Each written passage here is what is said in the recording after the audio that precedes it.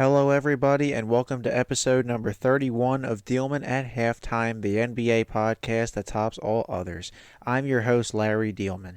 If you're joining us for the first time, welcome aboard, and if you've been a loyal listener, welcome back. We have much to get to today and not a lot of time to do it.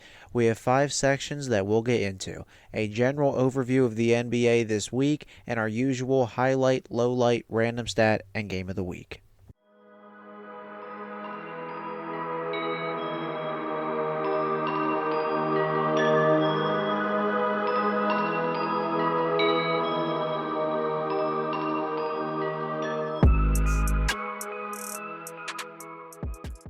Let's get to our content for the week. We learned of some interesting news from overseas this week. Metropolitans 92 has gone bankrupt.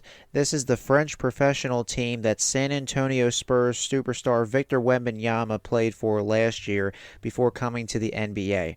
According to the French newspaper Le Parisien, the team informed the French basketball authorities that they can no longer participate in any competition. Metropolitans 92 is based out of Levallois-Perret in Paris's metropolitan area. I took a semester of French in college, so pardon me with my French pronunciations. Besides Wembanyama, former teammate Bilal Coulibaly was drafted in 2023 to the Indiana Pacers before being traded to the Washington Wizards. Also, the Brooklyn Nets announced this week that they will be retiring Vince Carter's number 15 next season. Carter, aka Vinsanity Air Canada for his time with the Toronto Raptors, and half man, half amazing, is being inducted into the Naismith Memorial Basketball Hall of Fame this year. He spent 4.5 seasons with the Nets back when they were the New Jersey Nets, averaging about 23.5 points per game there. During his stint in New Jersey, Carter averaged single-season career highs in three-point percentage, rebounds, and assists.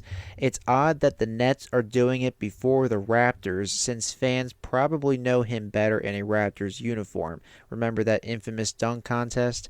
But it's still cool regardless. So the conference semifinals are officially in the books.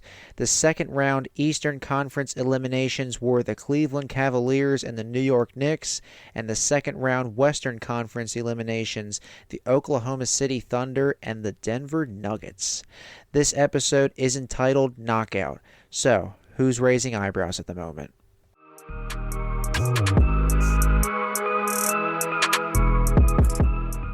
Let's go to our highlight, the Dallas Mavericks. Despite finishing the regular season as the 5th seed in the West, the Dallas Mavericks are on their way to the Western Conference Finals. This is the second time in 3 seasons that Dallas is among the Final 4 teams standing.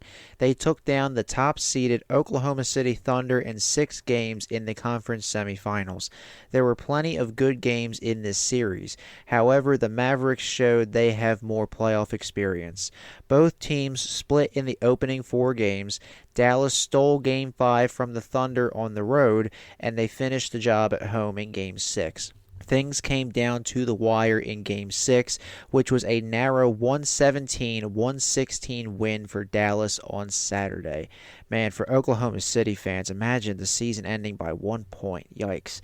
Down by 1 point with 2.5 seconds left, P.J. Washington was fouled on a 3-point attempt by Oklahoma City's Shai Gilgeous-Alexander. Washington hit the first 2 free throws and missed the third intentionally since the Thunder were out of timeouts. Jalen Williams' prayer at the buzzer was offline. By the way, Luka Doncic ended the series with 3 straight triple-doubles. Nothing too big or anything. The Mavericks' core of veterans and young players presents problems for any opponent. Dallas will be in Minnesota to take on the Timberwolves on Wednesday, May 22nd at 8:30 p.m. for Game 1 of the Western Conference Finals.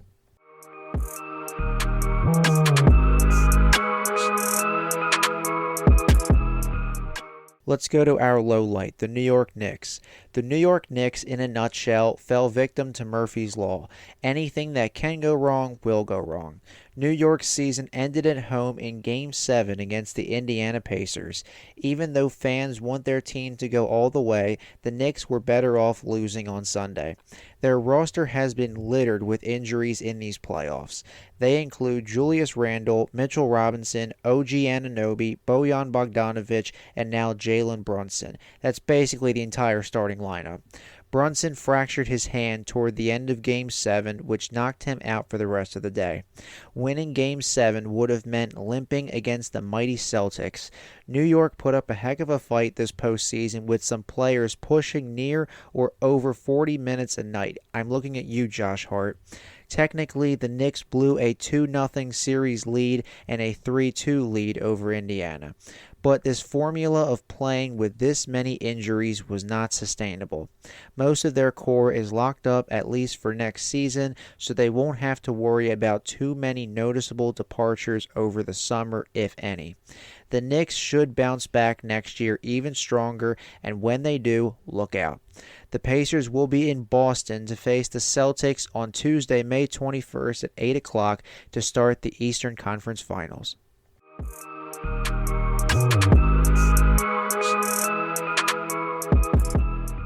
Let's head over to our random stat. In the conference semifinals, we saw two series present the best two words in sports. Game 7. It's the definition of sink or swim, do or die, or simply win or go home. On Sunday, Knicks Pacers and Nuggets Timberwolves were the 150th and 151st editions of NBA Game 7s. The home team in Game 7 has a 112-39 record, a winning percentage of 74.2%. We had one Game 7 in the first round between Cleveland and Orlando, which I was shocked to see go that far, but the home team won every game. Knicks Pacers and Nuggets Timberwolves were definitely roller coaster series. Against New York, Indiana was the first and only road team to win in that series. As mentioned a few moments ago, New York blew a 2-0 lead and a 3-2 series lead, even with Knicks fans chanting, "We won Boston," after Game 2. Conversely, Minnesota and Denver won their first two road games in their series before each home team claimed a victory in Games 5 and 6. In total, Minnesota won 3 of their 4 games in Denver. Plus, the Timberwolves overcame a 3-2 series deficit to advance. Game 7s are a special moment in sports where legends are born, and we certainly saw magic happen on Sunday. What a wild way to end the second round of the playoffs.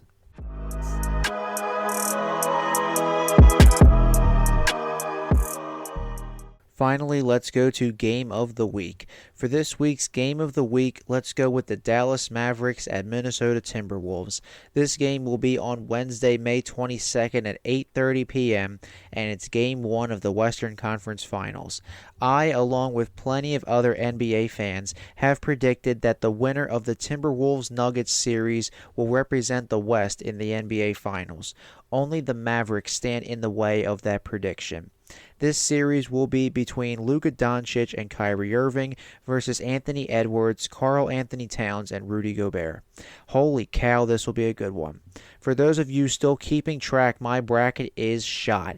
I had Oklahoma City and Denver as the last two in the West. Oops.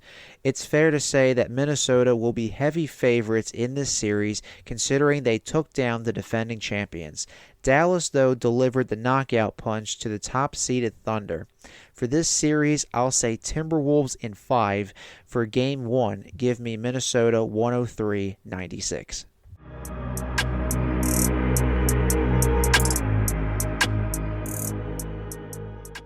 Well, that's all the time we have for today. If you haven't already, make sure to follow me on social media. I have 2 Twitter accounts and 2 Instagram accounts. The podcast accounts are under @Diehlman_NBA for both Twitter and Instagram.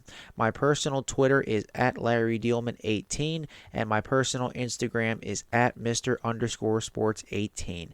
They are also in the description on SoundCloud. And don't forget to spread the word about Diehlman at halftime. See you next time, fellow Hoops fans.